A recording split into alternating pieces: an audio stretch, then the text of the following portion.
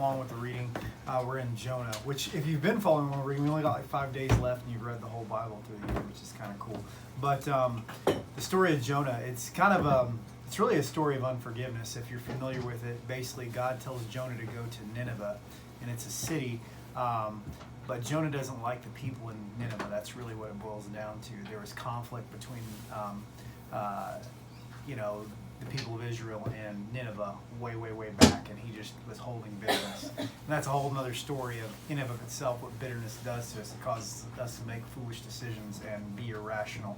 But anyway, he, instead of going to Nineveh like God told him to, he sails for Tarshish, which is the opposite direction.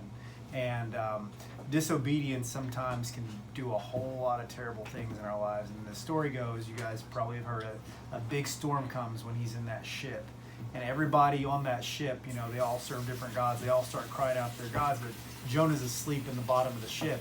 And they're like, what are you doing? Sleep or cry out to your God. Maybe we can be okay. And so Jonah's like, well, he goes like, what God do you serve? He says, I serve the God of heaven and earth. And he goes, and the seas and everything around. He says, and the storm is because of me. And they're like, what? He says, but if you throw me in the sea will be calm for you. And they're like, they didn't want to do it. They refused to do it because they didn't want to kill an innocent man that didn't do anything to them.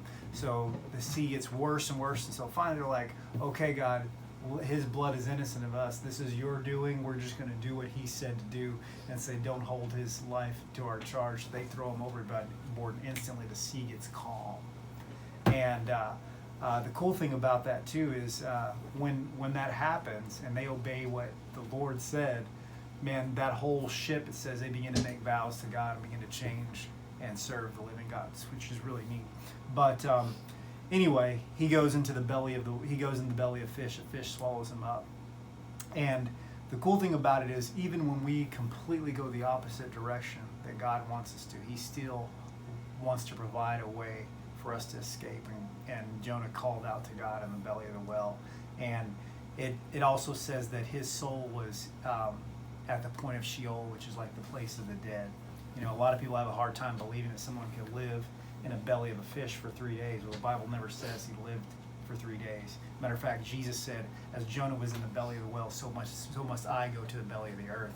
So he was probably dead, but God raised him from the dead out of that fish. Anyway, just kind of a cool story. That's all I got. All right,